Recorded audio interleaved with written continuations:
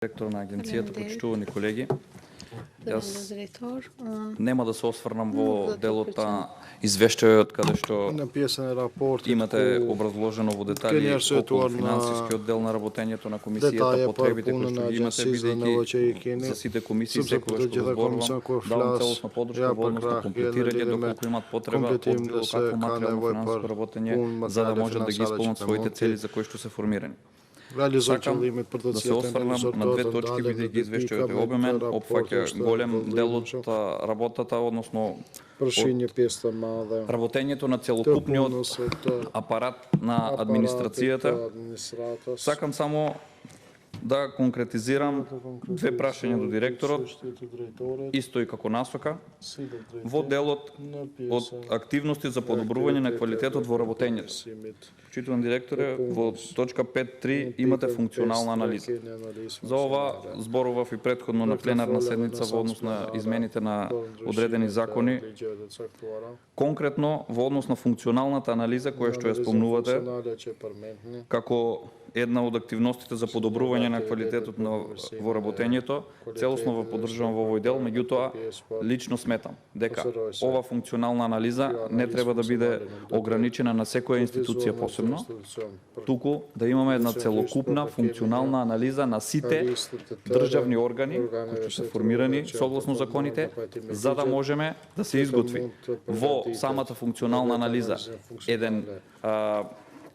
спектар на категоризирање по соодветните работни места, во однос на обемот на работа на еден вработен, во однос на комплексноста на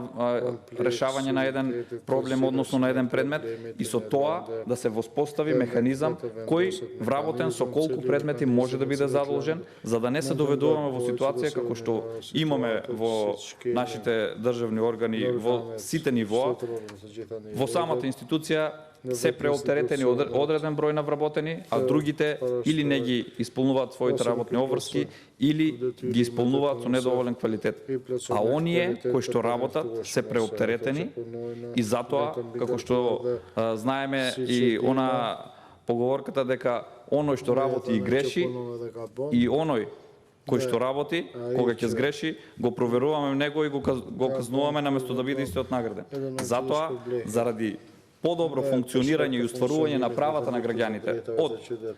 законот и уставите, од уставот и законите во Република Македонија, целосно устварување на нивните права и обврски секако со одредени постапки кога им се наметнуваат, да можеме брзо и ефикасно да доаѓат до своите права, да можеме да ја распределиме работата и обврските кои што на самите вработени им се познати со самото вработување согласно систематизацијата за вработување во дадениот орган. Ова е еден дел каде што вие го обработувате и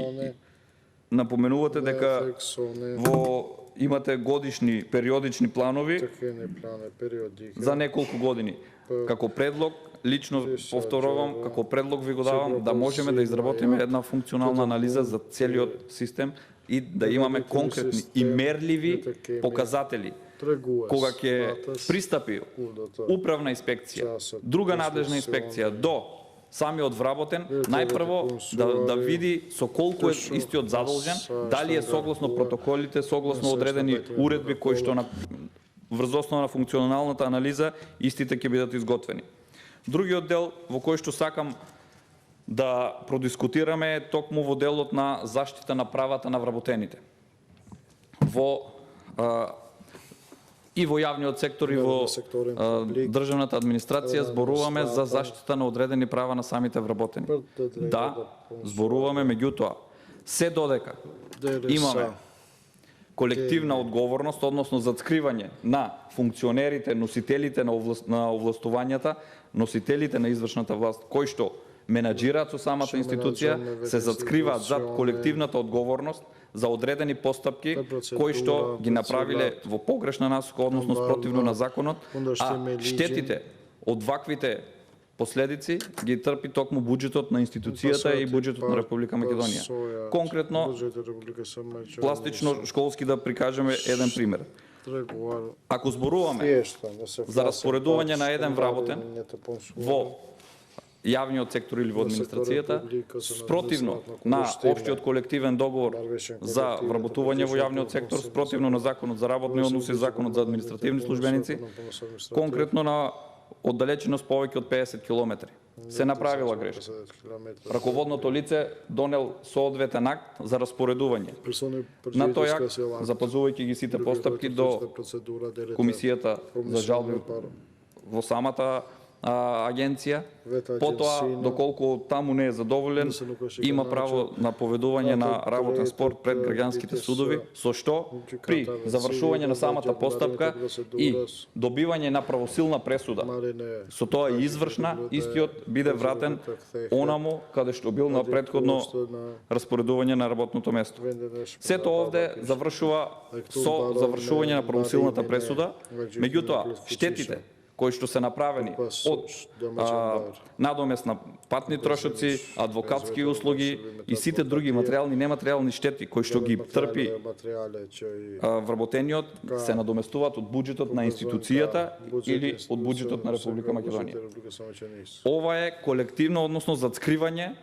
на индивидуалната одговорност во однос на овие постапки. Меѓутоа,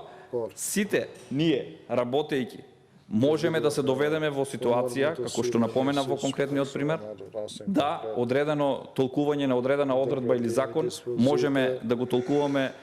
можеби погрешно некаде и судото е овде да не исправи со ваква правосилна пресуда. Конкретно, апелот ми е, бидејќи вие сте инволвирани во овој процес, да кога еднаш веќе постапено со правосилна пресуда, истиот раководен орган, односно раководно лице која менаџира со институцијата, посегнува повтор пат да или истото лице, или ист колега со исти овластувања, со исто работно место, го распределува повторно по истиот основ на работно место за кој што веќе има добиено правосилна пресуда дека истиот погрешно ги применил овие прописи од Законот за административни службеници, за општиот колективен договор за вработените во јавниот сектор и сите други прописи согласно систематизацијата на работното место. Во повторената постапка, лично сметам дека веќе мораме да воспоставиме механизам, дали со иницирање на одредени измени во законите, ова повторување на постапката во најмал случај е кривично дело во делот бидејќи истиот има веќе воспоставено судска пракса. Не може по истиот основ, по истите критериуми да спротивно на правосилната пресуда од судот да постапува дали за ист или за друг таков вработен. Сето ова произлегува токму од она што го реков претходно. Немање на индивидуална одговорност на носителите на јавните функции. Зошто? Бидејќи носителот кога ќе направи истата грешка повторно сите надоместоци и штети од материјални и нематеријални побарувања, адвокатски трошоци кои што ќе произлезат, повторно одат на терет на буџетот на Република Македонија или на буџетот на самата институција, зависно од каде и на кој начин се финансира институцијата. Овие трошоци не се ниту малку за подценување, а со тоа, доколку се извршат одредени измени и личната одговорност кај оние кои што менаџираат и раководат со самата институција ќе биде на едно повисоко ниво, кога истите ќе имаат индивидуална одговорност, односно кога ќе треба самите да ги покријат ваквите трошоци. Затоа, од овде апелирам да се пристапи сепак ова, за да се реализира, треба подлабока анализа во однос на сите законски решенија кои што би требало да се изменат, да можеме да ги инкорпорираме овие насоки и овие предлози, за да можеме да дојдеме до една правична и правна разрешница на сите вакви спорови, да не ни се повторуваат веќе направени грешки. Инаку, во однос на администрацијата можеме да зборуваме многу, меѓутоа, овие предлози, како што ги дадов, мислам дека се од практична гледна точка веќе познати случаеви, имаме такви да не ни се повторуваат, мораме како законодавен дом заедно со Агенцијата за администрација, бидејќи и тие се чинители и ги спроведуваат вакви одлуки, да бидеме на една линија, да можеме да ги измениме ваквите законски решенија со цел подобрување на условите за работа на администрацијата, а со тоа и остварување на правата на граѓаните на побрз и поефикасен начин. Ви благодарам.